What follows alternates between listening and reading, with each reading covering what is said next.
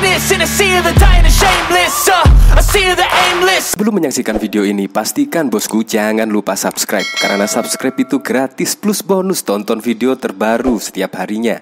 Jangan lupa ya.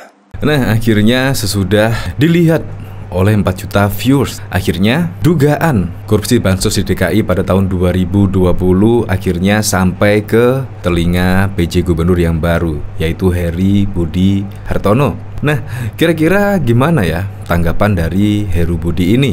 Ini bahkan juga dikomentari oleh Yusuf Dundum. Wow, Kompas.com sudah mulai angkat kasus dugaan korupsi bansos DKI 2,85 triliun. Semoga segera ada investigasi dari Aiman Wicaksono. Heru Budi soal dugaan korupsi bansos 2020 saya enggak tahu, itu kan program lama. Ya jelas lah, PJ Gubernur yang saat ini menggantikan Anies Baswedan pasti juga tidak tahu. Dan saya yakin pasti akan mencari informasi terkait kasus ini karena nilainya juga sangat fantastis sekali.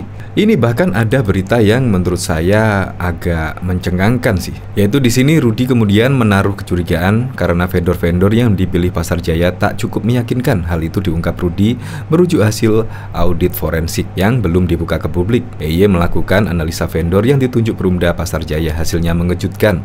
Banyak perusahaan aneh-aneh, ujarnya. Rudi kemudian menyoroti jajaran direksi Perumda Jaya, di mana Ketua Dewan Pengawas Pasar Jaya Sutrisno Muslimin punya jabatan lain di luar perusahaan, yaitu sebagai Ketua DPP Aliansi Nasional Indonesia Sejahtera Anies. FYI aja, Ketua Dewan Pengawas Pasar Jaya mengungkap sebagai Ketua DPP Relawan Anies. Jadi you know lah, tuturnya. Oleh sebab itu, Rudi berharap aparat penegak hukum mau menelusuri dugaan korupsi tersebut lebih jauh. Apalagi sudah ada data-data yang cukup meyakinkan untuk melakukan tindakan pada kasus tersebut.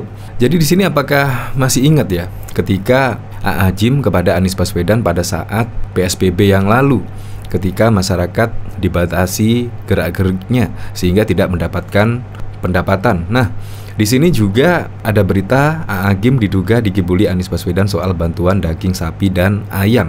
Dari sini yaitu Anies Baswedan menyebut yaitu akan ada bantuan sosial yaitu sebanyak 1.250.000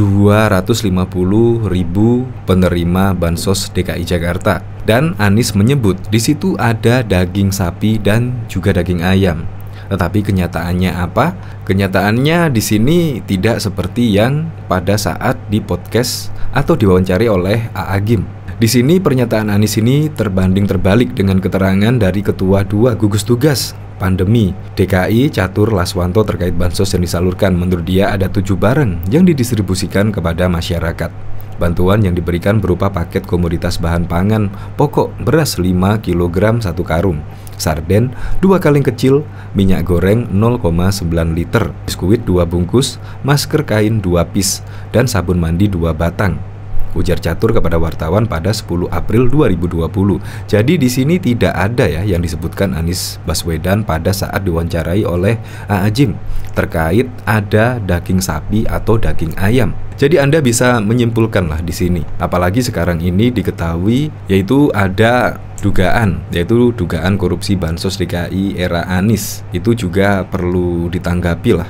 Apalagi sekarang sudah mulai dilirik oleh media-media besar lainnya ya, seperti Kompas.com dan bahkan VOI.id juga lain sebagainya. Semoga saja ini semakin trending dan bisalah diusut tuntas apakah benar ada dugaan korupsi yang disampaikan oleh pegiat media sosial Rudi Valinka dengan nama akun Kurawa. Semoga sajalah ini cepat clear, cepat beres, sehingga tidak adalah pertanyaan atau kesimpang siuran dari opini masyarakat yang berkembang. Apalagi juga pendukung-pendukung Anies Baswedan kelihatan diam sekali ya melihat dari cuitan Rudi Valinka ini, apalagi sudah dilihat lebih dari 4 juta views. Tetapi tidak ada tanggapan dari pendukung Anies Baswedan, bahkan juga pendukung Anies Baswedan nampaknya juga adem ayem saja ya. Untuk lebih lengkapnya simak berita berikut ini, Good News Indonesia. Pegiat media sosial Twitter Rudi Valinka dengan nama akun Kurawa melempar isu dugaan korupsi pengadaan bantuan sosial bansos untuk warga saat pandemi COVID 2020 lalu, di mana Anies Baswedan masih menjabat sebagai Gubernur DKI Jakarta. Menanggapi hal itu, pejabat PJ Gubernur DKI Jakarta Heru Budi Hartono mengaku dirinya tak mengetahui adanya dugaan korupsi bansos. Sebab saat itu Kepala Sekretaris Presiden tersebut belum menjabat sebagai PJ Gubernur DKI Jakarta. Saya nggak tahu, itu kan sudah lama, kata Heru di Balai Kota DKI Jakarta pada Rabu 11 Januari. Heru menegaskan selama memimpin DKI, dirinya kerap meminta jajarannya untuk melakukan cross-check dan pencocokan data dalam program-program Pemprov DKI Jakarta. Maka dari saya di sini sudah 3-4 kali membahas mengenai rekonsiliasi data. Kalau yang lalu-lalu kan saya nggak paham, ujar Heru. Sebelumnya akun Twitter Kurawa menuding bahwa terdapat temuan dugaan korupsi program Bansos Pemprov DKI tahun 2020. Kurawa menyoroti alokasi anggaran pengadaan Bansos dari Pemprov DKI ke 3 perusahaan untuk mengurusi penyaluran Bansos 11 tahap. Kurawa menyoroti nilai pagu pengadaan Bansos kepada Perumda Pasar Jaya yang paling besar dibanding perusahaan lainnya, yakni senilai 2,85 triliun. Dalam rangkaian cuitannya, Kurawa tak membeberkan secara jelas soal dugaan korupsi serta nominalnya. Ia hanya mengungkapkan data yang diklaim sebagai hasil audit forensik Kantor Akuntan Publik KAP Ernst & Young yang menyatakan adanya screencake kehilangan yang tidak diketahui senilai 150 miliar. Selanjutnya, Kurawa juga membuka data yang ia duga merupakan daftar vendor dan supplier pengadaan Bansos Pemprov DKI. Dalam daftar tersebut, terdapat beberapa vendor dan supplier yang bukan berlatar belakang penyedia bahan makanan, melainkan pengelola parkir hingga kontraktor bangunan. Selain itu, Kurawa juga mengungkap kondisi gudang penyimpanan beras yang diduga untuk menyalurkan Bansos. Kondisi beras di sana sudah mulai membusuk dengan warna beras yang sudah menguning dan disertai jamur. Bahkan pegiat media sosial John Sitorus ikut menanggapi cuitan Rudy Valinka yang mengungkap soal dugaan korupsi beras bantuan sosial alias Bansos pada 2020 silam saat era ex-Gubernur DKI Jakarta Anies Baswedan. Awalnya Rudy menyinggung sejumlah media dan buzzer Anies yang hanya diam atas cuitannya itu. Padahal kicauannya soal dugaan korupsi beras Bansos DKI itu sudah dilihat 4 juta akun Twitter. Rudy Valinka lewat akun Twitter Kurawa menulis, "Selamat pagi, dugaan korupsi beras Bansos DKI 2020. Hampir 2 hari ini sudah 4 juta akun yang membaca kasus ini. Media besar yang biasanya asal kopas tweet viral menjadi diam. Buzzer RP Yohanis yang selama ini kamikaze bela junjungannya menjadi bisu. Ada apa ya?" Tanyanya menandaskan disertai dengan emotikon tertawa. Melihat cuitan tersebut, John Sitorus kemudian menyebut kalau buzzer Anies sedang deg-degan dan bingung bagaimana menangkal dugaan korupsi tersebut. Buzzer Yohanes sedang dakdikdukser, bingung mau menangkal pakai bahasa apa, ujarnya dikutip populis.id dari cuitan akun Miduk 17 yang diunggah pada Rabu 11 Januari 2023. Sebagai informasi, sebelumnya Rudy membuat sebuah utas yang mengungkap soal adanya dugaan korupsi Bansos Pemprov DKI Jakarta pada 2020 sebesar 2,85 triliun. Menurutnya, pengungkapan itu berawal dari informasi whistleblower atau saksi pelapor. Saksi pelapor itu mengabarkan soal adanya penimbunan beras Bansos milik Perumda Pasar Jaya tahun anggaran 2020 yang kini masih disimpan dalam gudang sewaan di daerah Pulau Gadung, Jakarta Timur. Ia mengungkap kalau Bansos DKI pada 2020 dilakukan untuk penanggulangan dampak pandemi yang ada di Jakarta sehingga diambil dari APBD senilai 3,65 triliun dalam bentuk paket sembako. Rudy menyampaikan kalau Dinas Sosial DKI menunjuk 3 rekanan untuk menyalurkan paket sembako tersebut. Mereka adalah Perumda Pasar Jaya, PT Food Station, dan PT Trimedia Imaji Rekso Abadi. Dari ketiga rekanan tersebut, Perumda Jaya mendapat porsi terbesar dengan nilai total 2,85 triliun. Singkat cerita, ia mendatangi lokasi gedung penyimpanan beras Bansos tersebut. Sesampainya di kawasan industri Pulau Gadung, Jakarta Timur, Rudy menemukan beras Bansos milik DKI yang sudah rusak atau membusuk. Ia menyebut beras itu bahkan tidak layak untuk hewan. "Gue berhasil masuk ke dalam gudang penyimpanan beras Bansos untuk melihat kondisi beras milik warga DKI yang menurut info hanya di gudang ini saja sebanyak 1000 ton beras dalam bentuk paketan 5 kilo. Ada tukang yang bekerja ditugasi melakukan mission impossible, menyortir beras-beras busuk," tuturnya. Ia juga melanjutkan untuk memastikan lagi bentuk beras ini maka gue foto di telapak tangan langsung supaya nggak ngeles saja dan bisa menyentuh langsung bagaimana rusaknya beras-beras ini serasa tepung hancur di tangan. Rudi sendiri mengaku heran karena beras-beras tersebut seharusnya sudah disalurkan kepada warga DKI pada 2020 hingga 2021, tapi hingga sekarang justru ditumpuk di gudang yang konon disewa oleh Pasar Jaya. Bahkan pegiat media sosial Rudi Valinka mencurigai adanya permainan antara pemerintah Provinsi DKI Jakarta di bawah pimpinan Gubernur Anies Baswedan dengan pejabat Perumda Pasar Jaya. Hal itu terkait bantuan sosial DKI yang ternyata tak sempat tersalurkan ke masyarakat. Pasar Jaya merupakan salah satu perusahaan BUMD yang dipilih Dinas Sosial DKI sebagai rekanan untuk menyalurkan bansos berupa paket sembako. Terkait hal itu, Pasar Jaya mendapat porsi senilai 2,85 triliun untuk menyalurkan bansos. Namun dalam perjalanannya terdapat masalah karena ada sekian banyak barang yang mengalami peristiwa anno screencake atau kehilangan yang tidak diketahui yang diduga akibat banyak modus surat jalan yang double dan lainnya.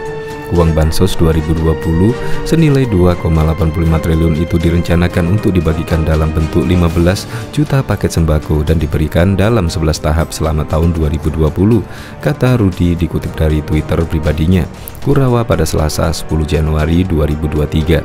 Rudi kemudian menaruh kecurigaan karena vendor-vendor yang dipilih Pasar Jaya tak cukup meyakinkan. Hal itu diungkap Rudi merujuk hasil audit forensik Ernst & Young yang belum dibuka ke publik. EY melakukan analisa vendor yang ditunjuk Perumda Pasar Jaya, hasilnya mengejutkan seperti ini, banyak perusahaan aneh-aneh, ujarnya. Rudi kemudian menyoroti jajaran direksi Perumda Pasar Jaya, di mana Ketua Dewan Pengawas Pasar Jaya Sutrisno Muslimin punya jabatan lain di luar perusahaan, yaitu sebagai Ketua DPP Aliansi Nasional Indonesia Sejahtera Anies. FYI, Aja Ketua Dewan Pengawas Pasar Jaya mengungkap sebagai Ketua DPP Relawan Anies. Jadi anolah tuturnya. Oleh sebab itu, Rudi berharap aparat penegak hukum mau menelusuri dugaan korupsi tersebut lebih jauh. Apalagi sudah ada data-data yang cukup meyakinkan untuk melakukan tindakan pada kasus tersebut. Apa kasus ini akan berujung ke Gubernur DKI saat itu? Walau alam. Yang pasti, jika penegak hukum mau masuk tentu akan dapat gambaran siapa yang memerintahkan penentuan supplier-suppliernya, sekali lagi mau atau tidak, pungkasnya. Diketahui pada waktu lalu bantuan sosial berupa paket kebutuhan pokok akan diberikan kepada warga miskin dan rentan miskin setiap pekan selama pembatasan sosial berskala besar diterapkan di Jakarta. Begitu tugas Gubernur DKI Jakarta Anies Baswedan saat menjadi narasumber dalam channel YouTube DT Peduli bersama penceramah kondang Yai Haji Abdullah Gimnam Siar atau yang terkenal dengan nama sapaan Ajim. Warga di kampung-kampung di Jakarta mulai hari ini insya Allah nanti 1,25 juta keluarga di Jakarta akan menerima paket makanan seminggu sekali, kata Anies dalam video wawancara yang diunggah pada waktu itu. Bantuan sosial tersebut disalurkan oleh Dinas Sosial DKI Jakarta dengan mendatangi rumah-rumah warga alias door to door. Jadi semuanya bahan-bahan pokok, ada beras, kemudian daging sapi atau daging ayam, mie instan, ada makanan kecil kayak biskuit, terus ada minyak goreng, terus juga sabun sama masker-masker juga, ungkap Anies. Kabar melegakannya, seluruh warga DKI Jakarta yang miskin atau rentan miskin akan memperoleh bantuan tanpa pengecualian.